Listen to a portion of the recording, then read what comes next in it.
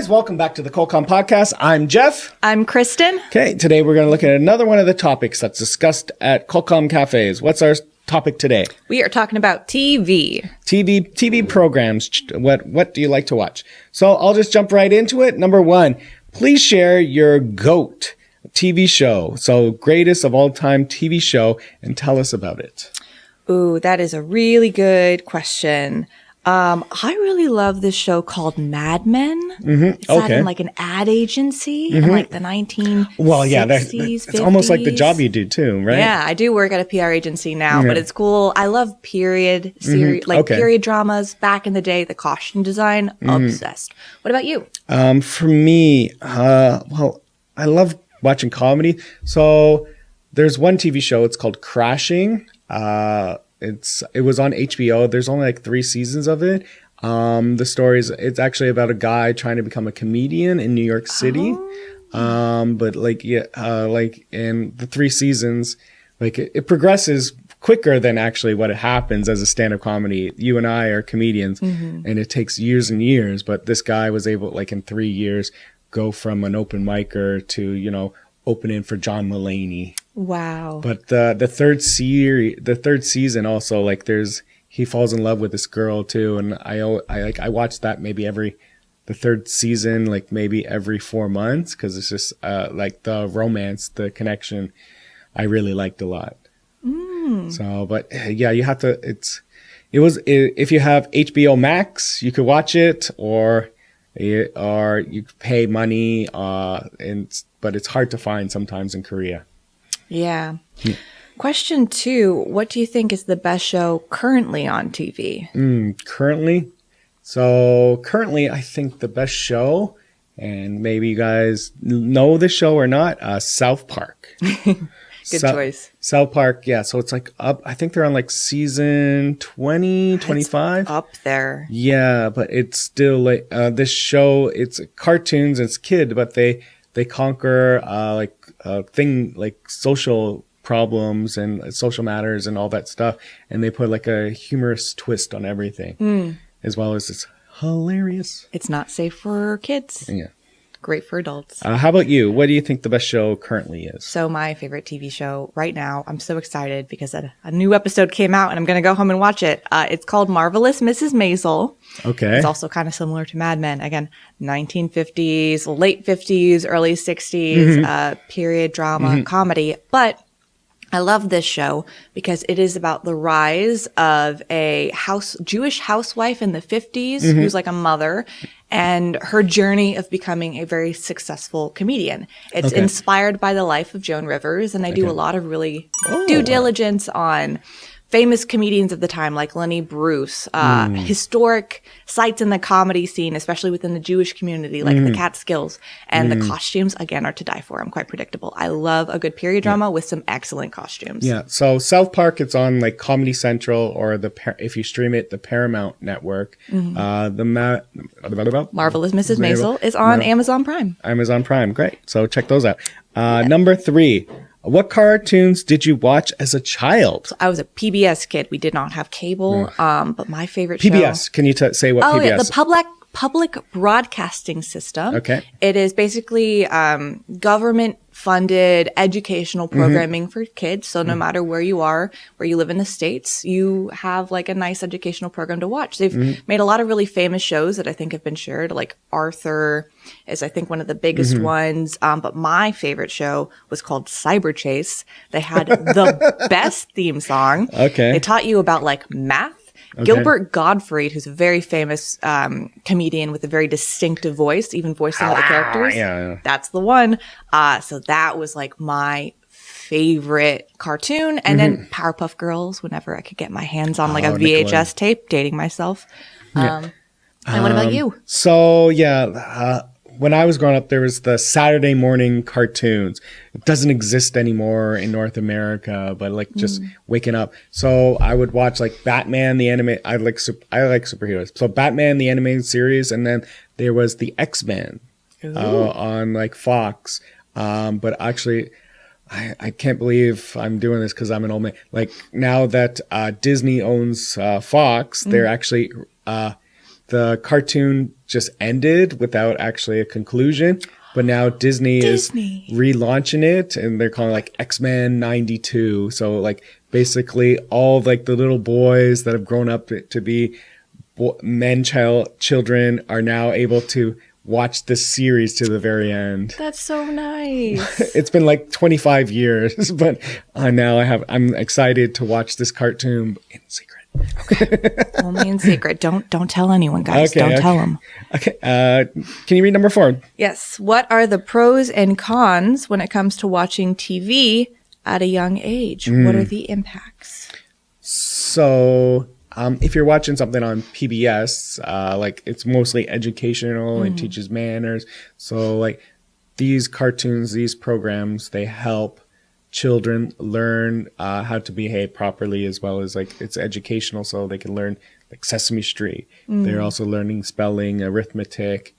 But the con of that is like TV cartoons that don't have any educational content, and just it just flashy lights. It doesn't really. I really don't like it that the kids now just watch these programs that don't have any influence on them and develop them as a child. Yeah, and it doesn't need to, teach you math, but if it has like a good narrative structure, like you can really teach kids how to empathize with situations, or it should be compelling, it should be quality. It shouldn't just be like flashing lights, people in gun costumes being violent. Yeah. Like I love programs that create really quality content that can be enjoyed by both children and adults. Yeah. And I also worry, well, this is like kids these days on TikTok. It can affect attention spans. But that's more of like, I think like the short form videos, because it's affecting my attention span now. Yeah. When I was home, I saw my niece and my nephews. There are some programs that they watch. I'm like going, why are you watching this? This is a stupid one. But then I saw like the younger child, my youngest nephew is like 4. He's watching this show. I think it's called Blue. It's even like it's like actually an Australian program, and it's about like dogs. But it like the main characters are all the family of dogs. But it teaches actually a lot of like lessons and how to be polite and interacting with people. So I'm like, whoa, that's a good program. Yeah, I love like quality programs for children. One of my favorite series, it's called Hilda. Okay. It is on Netflix. It's also been dubbed into multiple languages, but it's just like such a beautiful cartoon that teaches life lessons. And they also deal with like loneliness, moving to a new place, not having friends, depression, but in a way that's beautifully voice acted, great for children. And check it out on Netflix. And it'll be good level of learning English, Check it out on Netflix. Number 5. What is the most unforgettable plot twist you've ever seen so far? So, okay, while you're thinking, I have one on the tip of my tongue. So I was all into Game of Thrones, and I was every season I was on the edge of my seat watching it, and then the final season 7, was just a total letdown. It like that story, it just seems like the producers, the story writers wanted to wrap it up. Like the first 6 seasons, it was 10 episodes. The last season, season 7, was only like 7 episodes. And they just went boom, boom, boom. And it was so disappointing. So that's the one thing one plot twist that I don't like. Game of Thrones also had some really great plot twists earlier in the season, though. Like, spoiler alert, I'm so sorry. But a TV show that, like, gets you all in on a single character and then kills off the main character. You're just like, whoa, what? Yeah. So they really nailed that plot twist. Actually, some of the best plot twists I've ever seen are actually in video games. Like there's this franchise called BioShock that I love. It's basically like a TV show. You're playing it. But they have some of the most like mind-bogglingly like, whoa, plot twists. No spoilers, but for gamers, you know what I'm talking about. Okay. So that's your unforgettable plot twist? Yes. Okay. I don't want to ruin it, though. That's a dangerous question. Yeah. I didn't ruin Game of Thrones. I was just very disappointed with the final season. I think we all were. Number 6. Number 6, please introduce your favorite YouTube channel to the group. Okay, my favorite YouTube channel. So I like comedy, and I guess I watch like a lot of podcasts on comedy. So my favorite YouTube channels would be like a podcast. So I listen to one called like Legion of Skanks. That's a great name. Legion of Skanks. So those are New York comedians, and then another comedy one I listen to is called Kill Tony, and it's kind of like open mic style, but that's basically Texas comedians too. Nice. Okay. I watch and listen to a lot of like long form video essays. Oh my God. I'm nerd. one of those people. Dork. Yep, that's me. Okay. There's this lots of like media film analysis called The Take. They have a lot of really good like general pop culture trends and analysis. Modern Girls specifically, if you love like those really girly early 2000s movies, which should get more credit. Legally Blonde is a masterpiece. It deserves film awards. Don't tell me otherwise. No. I reference Legally Blonde for a lot of this. Great. Yeah, the second one actually, I actually think is better than the first one. Yes.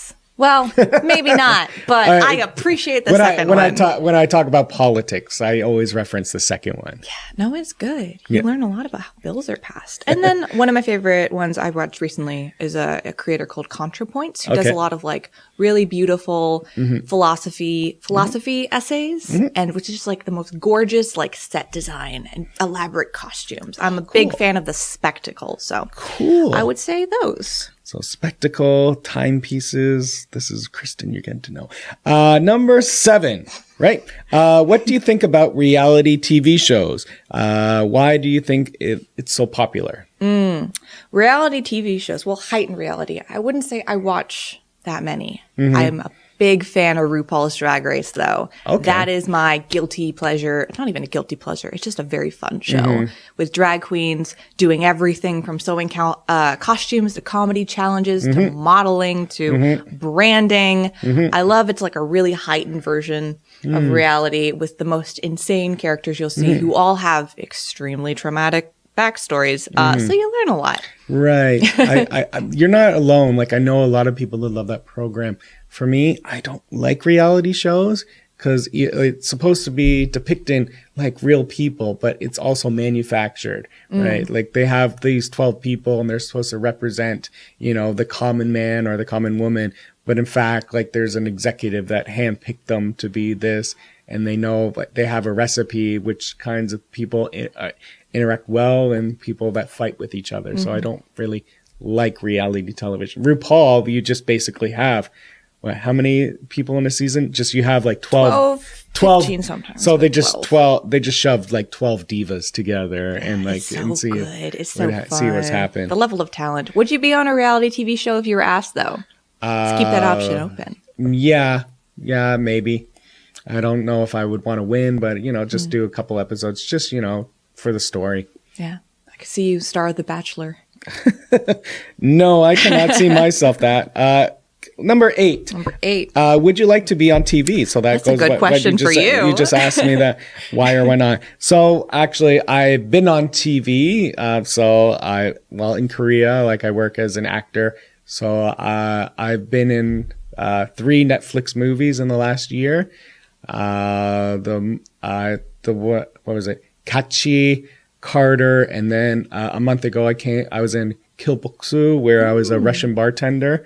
And the only Russian I spoke in there was just suka, which means like fuck, and like. So we're not allowed to cuss on this. Okay. Yeah. So